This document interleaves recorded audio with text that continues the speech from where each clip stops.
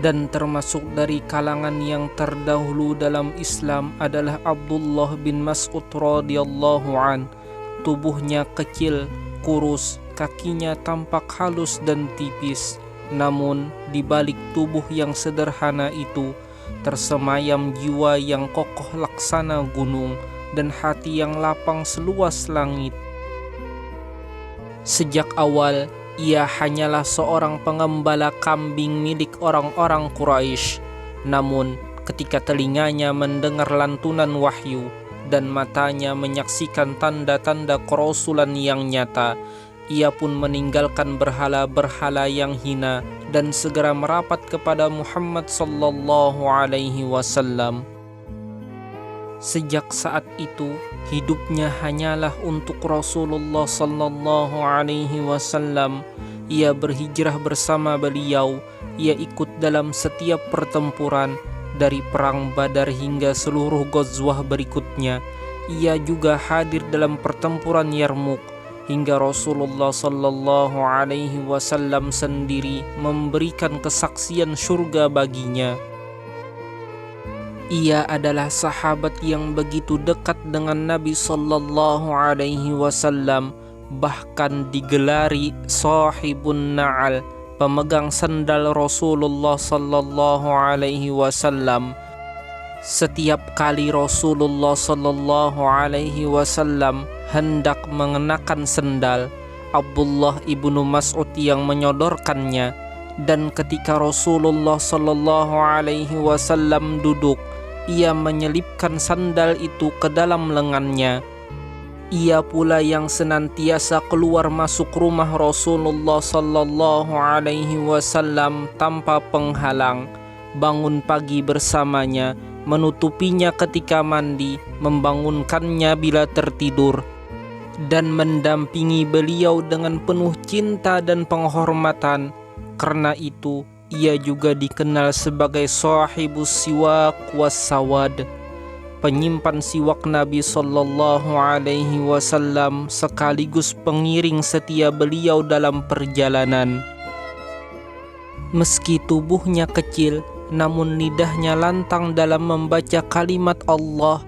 Ia termasuk sahabat yang paling fasih melantunkan Al-Quran, hingga Rasulullah sallallahu alaihi wasallam bersabda, wa bihi ilaihi qala haddatsana Al-Hasan ibnu Ali Al-Khallal qala haddatsana Yahya ibnu Adam qala haddatsana Abu Bakar ibnu Ayyash an Asim an Zirrin an Abdullah ibni Mas'udin radhiyallahu anhu anna Aba Bakrin wa Umar basyarahu anna Rasulullah sallallahu alaihi wasallam qala man ahabba ay yaqra al-Qur'ana ghabba kama unzila falyaqra'hu ala qira'ati ibni ummi abdin rawahu Ibnu Majah. Barang siapa yang ingin membaca Al-Quran segar bagaikan baru turun dari langit, jernih sebagaimana pertama kali ia diwahyukan, maka hendaklah ia membaca dengan qiraah Ibnu Ummi Abdin, yakni Abdullah bin Mas'ud. Pada akhirnya, setelah perjalanan panjang dalam jihad dan pengabdian, ia wafat di Madinah, dimakamkan di Baqi dalam usia sekitar 60 tahun lebih. Jasadnya bersemayam di bumi, namun namanya terukir abadi di langit sejarah. Dan termasuk dari kalangan as-sabiqun al-awwalun, mereka yang lebih dahulu menyambut seruan langit, adalah Abu Dzar al-Ghifari yang bernama asli Jundub.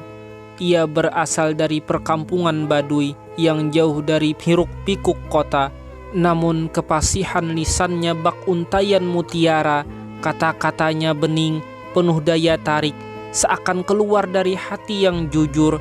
Ketika sampai kepadanya berita bahwa seorang lelaki di Mekah mengaku sebagai nabi yang katanya menerima wahyu dari langit, ia berkata kepada saudaranya, irkab ila hadzal wadi fa'lamni ilma hadzal rajuli alladhi yaz'umu annahu nabiyyun ya'tihil khabaru minas sama wasma' min qawlih thumma tini. Naiklah engkau menuju lembah itu, teliti bagiku tentang lelaki yang mengaku mendapat kabar dari langit. Dengarkan perkataannya, lalu kembali dan ceritakan kepadaku. Saudaranya pun berangkat hingga tiba di Mekkah, lalu mendengar Rasulullah sallallahu alaihi wasallam berbicara. Setelah itu ia kembali kepada Abu Dzar Al-Ghifari dan berkata, Ra'aituhu ya'muru bimakarimil akhlaq wa yaqulu kalaman ma huwa bisy'ri. Aku melihatnya menyeru manusia kepada kemuliaan akhlak dan kata-katanya bukanlah syair. Namun Abu Dzar Al-Ghifari menjawab dengan tegas, Ma syafaitani mimma aradtu. Engkau belum menenangkan hatiku dari apa yang aku ingin pastikan sendiri. Maka ia pun berbekal perbekalan dan membawa kantung airnya, lalu berangkat menuju Mekkah. Setibanya di Masjidil Haram, ia mulai mencari-cari Nabi sallallahu alaihi wasallam, namun tidak mengenalnya. Ia enggan bertanya, sebab ia tahu betapa keras kebencian kaum Quraisy terhadap siapapun yang mendekati Rasulullah sallallahu alaihi wasallam. Hari pun berganti malam, Abu Dzar Al-Ghifari tetap menanti, hingga ketika malam kian larut, ia bertemu dengan Ali bin Abi Thalib yang mengenal bahwa ia seorang asing. Maka Ali pun mengajaknya bermalam di rumahnya, tanpa menanyakan siapa dirinya atau apa maksud kedatangannya. Sebab adat bangsa Arab menahan lisan dari bertanya kepada tamu hingga 3 hari lamanya. Keesokan harinya, Abu Dzar Al-Ghifari kembali ke masjid, menunggu kesempatan berjumpa Rasulullah sallallahu alaihi wasallam. Namun tetap saja beliau tak tampak di hadapannya. Malam kedua tiba, dan kembali ia dibawa Ali ke rumahnya. Begitu pula malam ketiga, barulah kemudian Ali bertanya. Qala lahu Ali, ala tuhaddithuni malladhi aqdamaka hahuna? Tidakkah engkau akan memberitahuku apa yang membuatmu datang ke sini? Abu Dzar Al-Ghifari menjawab, In a'taitani ahdan wa mithaqa la tarshudanni fa'altu. Asalkan engkau berjanji akan membimbingku, niscaya aku akan katakan. Ali pun berjanji. Lalu Abu Dzar Al-Ghifari menuturkan maksud kedatangannya. Maka Ali berkata, Fa innahu haqqun wa huwa Rasulullah sallallahu alaihi wasallam. Fa idza asbahta fattabi'ni. Fa inni in araitu syai'an akhafuhu alaika qumtu ka'anni uriqul ma'a fa in madaitu fattabi'ni hatta tadkhula madkhali. Sungguh dia itu benar, ia adalah Rasulullah. Esok ikutilah aku. Jika aku melihati sesuatu yang aku khawatirkan menimpa dirimu, aku akan berpura-pura menumpahkan air. Jika aku terus berjalan, maka ikutilah langkahku hingga engkau masuk ke tempatku.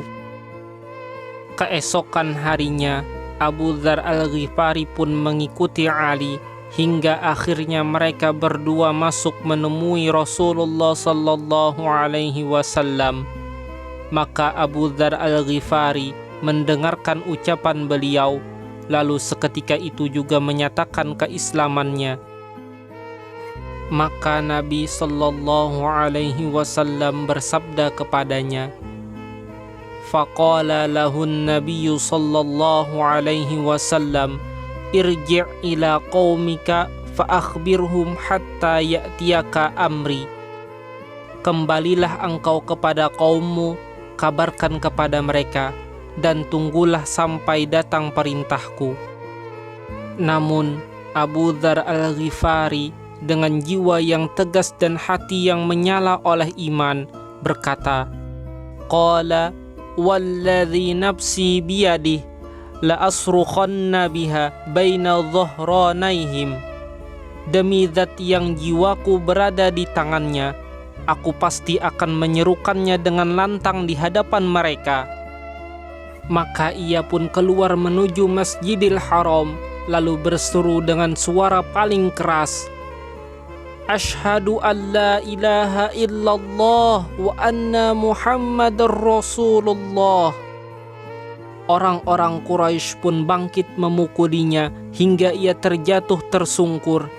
Untunglah datang Abbas, paman Nabi sallallahu alaihi wasallam, yang menutupi tubuhnya seraya berkata kepada mereka, "Wailakum, awalastum ta'lamuna annahu min Ghifar wa anna tariqa tijaratikum ila Syam alaih." Celaka kalian, bukankah kalian tahu ia dari kabilah Ghifar? Bukankah jalan perdagangan kalian menuju Syam melewati wilayah mereka? Dengan demikian mereka melepaskannya. Namun keesokan harinya Abu Dzar Al-Ghifari kembali melakukan hal yang sama, mengumandangkan syahadat di hadapan kaum Quraisy. Mereka kembali memukulnya hingga Abbas sekali lagi menyelamatkannya. Abu Dzar Al-Ghifari adalah sosok yang tiada tanding dalam kejujuran ucapannya dan seorang yang paling zuhud terhadap gemerlap dunia sallallahu alaihi wasallam.